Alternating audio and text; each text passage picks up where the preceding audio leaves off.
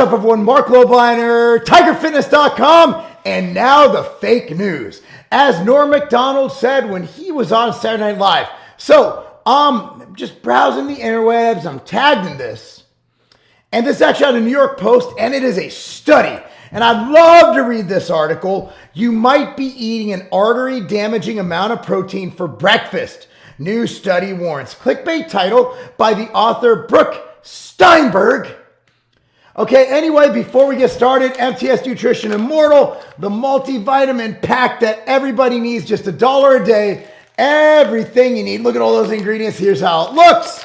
At tigerfitness.com. Go now. And here we go. Let's get to the article. I'm ready. Turns out there is such a thing as too much protein. New study published in the journal Nature Metabolism suggests that eating too much protein is bad for your arteries. Ho, ho, ho. Our study shows that dialing up your protein intake in pursuit of better metabolic health is not a panacea. You could be doing real damage to your arteries. Senior and co-corresponding author Babak Razani, MD, aka King of Zero Gains, PhD, professor of cardiology at the University of Pittsburgh, said in a statement. And I don't care if he's a doctor. After 2020, we realized that a lot of doctors are really stupid. But we will read this article and I'll opine on this, but it's one study, so take it for what it's worth. Researchers from Pitt's School of Medicine found that consumption of excessive protein can lead to atherosclerosis, which is the buildup of fats, cholesterol, and other substances in and on artery walls. The buildup, also called plaque, can cause arteries to narrow, blocking blood flow or burst, which can lead to a blood clot. If more than 22% of dietary calories come from protein, it can lead to increased activation of immune cells that play a part in blood plaque forming the arteries. Now, put in perspective, the zone diet is 40-40-30. That's 40% protein. So that's not a lot of protein, guys. That's not a lot of protein. And I'm going to explain why these authors are stupid. And I'm going to explain why this article is stupid. And I'm going to explain why everybody just needs to shut the hell up, especially people like this guy. Because as you'll see, this is an observational study.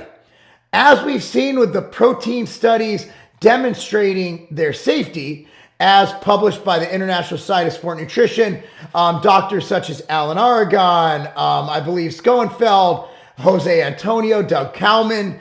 Okay, those are actual studies, and their observations aren't as stupid because I couldn't get the entire text, but it just appears that even with this author's takeaway from this study, he doesn't quite fucking understand how science works. Data collected from over the past decade, so observational, they collected data. They did not control this data as observational surveys. Found that Americans consume a lot of protein, mostly from animals, and nearly a quarter of the U.S. population gets over 22% of all daily calories from just protein. Razani proposed that the trend of high consumption of protein is most likely due to a common idea that dietary protein is essential to lifestyle, but too much can be detrimental long term. May I interject that it could also be due that people are eating junk foods and fast foods and Big Macs and high saturated trans fat containing foods that are satiating, delicious, and readily available through our food supply.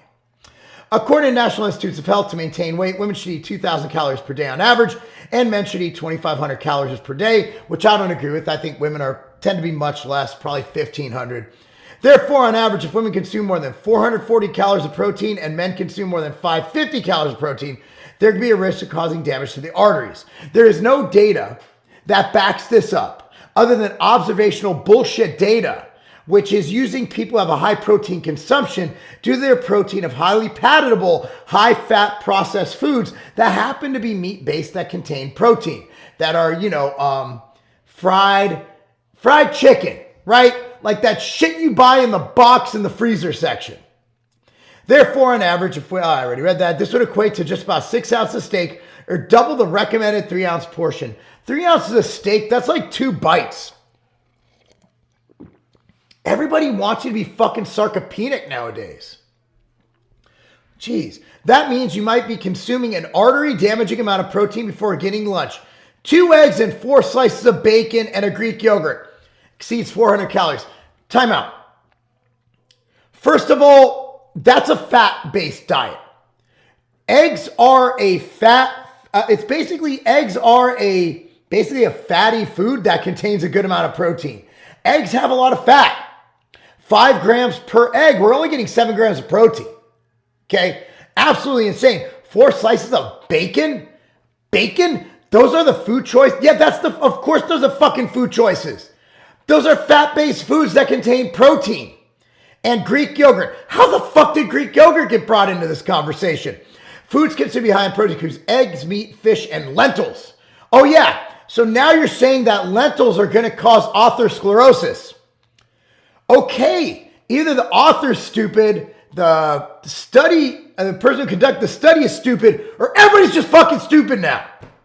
Our hope is that this research starts a conversation about ways of modifying diets in a precise manner that can influence the function at molecular level and dampen disease risk, Razzani shared. Or this guy's a climate change guy who wants Soul to go vegan. Guarantee you this guy's a climate change guy. Guarantee it. I will almost put money on it. Not enough. I'm too cheap to put money on it, but yeah, follow me. The study looked at a combination of small human trials. Yeah, this is a small fucking human. And experiments in mice and cells in a petri dish. Razzani and Dr. Bettina Mittendorfer. Bettina? It's a pretty name. A metabolism expert at the University of Missouri, Columbia, teamed up to examine protein relevance to the human body. Researchers also found that leucine, oh, for fuck's sake, they're going there. They're fucking going there.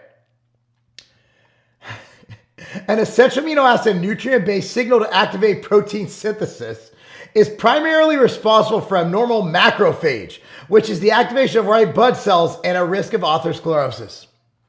Are they really making the leap that leucine leads to atherosclerosis? Are they really making that leap? That is a fucking leap. Now, for those of you like Lane Norton who go by the science, hopefully Lane looks at this like I do and he's like, some of my peers are fucking stupid.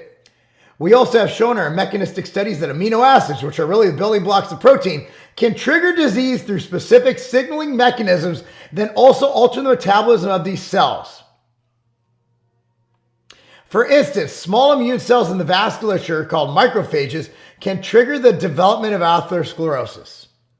That is some fucking gymnastics, right? Like that is bravo. Bravo. That is reaching. That's a theory. That is not proven. It's just not. The difference in the level of leucine between diets with plant and animal protein could be the reasoning behind the different effects on heart, blood vessels, metabolic health. The findings show. Findings don't show a gosh darn thing. All the findings are showing that people who have higher protein intake happen to probably consume other shit that is fucking up their arteries. The study findings are particularly important for nutritionists in hospital settings who often recommend that their sickest patients have a protein-rich diet in order to preserve muscle mass and strength. Have you seen what they feed people at hospitals? Fucking pancakes, fucking syrup, fucking dehydrated sausage links. If you want to get sick, go to the hospital. If you're not sick already, they'll make you sick, either from the shit they give you as a treatment or from the food they feed you. Either way, you're getting fucking sick and you're around sick people. Okay, look, man, again, like when the hospitals, when they started purposely killing people for extra money, which didn't happen because the WHO and CDC says it didn't happen, which I completely agree with. So the conspiracy theorists who say that perhaps putting people on ventilators was a bad thing, which has been kind of proven, but isn't because the WHO and CDC says it wasn't proven, then hey, I don't even know where I'm going with that. Perhaps blindly increasing protein load is wrong, Razzani suggested. Even though it's been proven to do so many beneficial things, like what is blindly increasing protein? How do I increase protein like not blindly? Do I do it with my eyes open? Do I do it while your mom's naked in the room? I don't know, doctor. Why don't you tell me? Instead, it's important to look at the diet as a whole and suggested balanced meals that won't inadvertently exacerbate cardiovascular conditions, especially in people at risk of heart disease and vascular disorders. The potential for this type of mechanistic research to inform future dietary guidelines is quite exciting. Only if you have an agenda, doctor. Only if you have an agenda, author. What was your name again? Oh, Brooke Steinberg. Oh, man. I wonder, like, let me see what this author, I wonder what she's written in the past. Usually they have a history. Long-awaited drug to treat food allergies, including nuts, to FDA approval. Oh, here's another one. Pasta isn't unhealthy, but the way you're eating it could be. There's another Brooke article.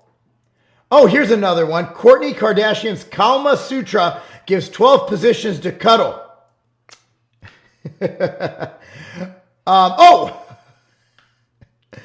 What is volume eating? Trendy diet calls for more food, fewer calories. I'm okay with that one. Oh, here's another one. I've gotten 100 free McDonald's meals thanks to the ChatGPT hack. On that note, there's your correlation.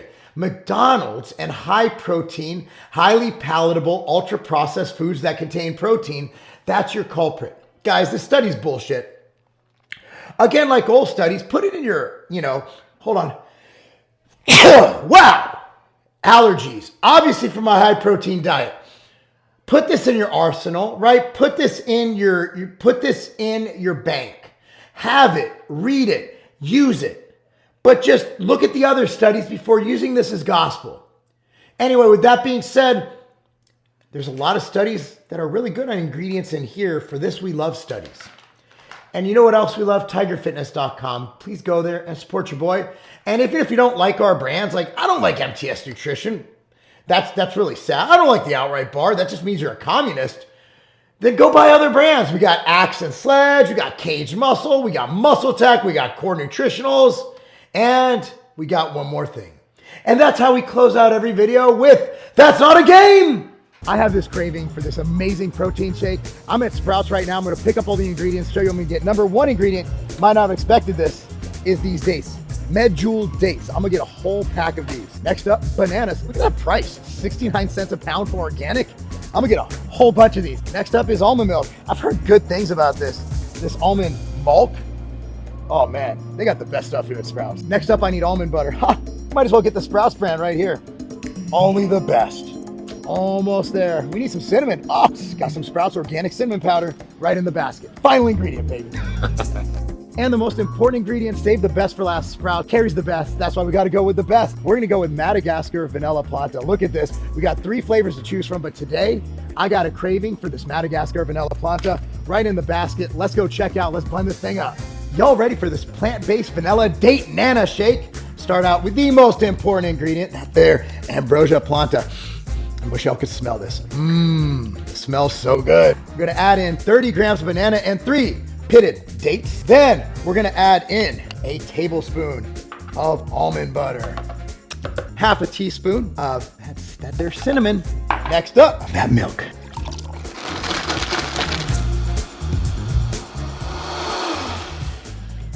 Let's go. You gotta try this. Get all the ingredients from Sprouts, everything you need, from dates to almond butter to, of course, Ambrosia Planta.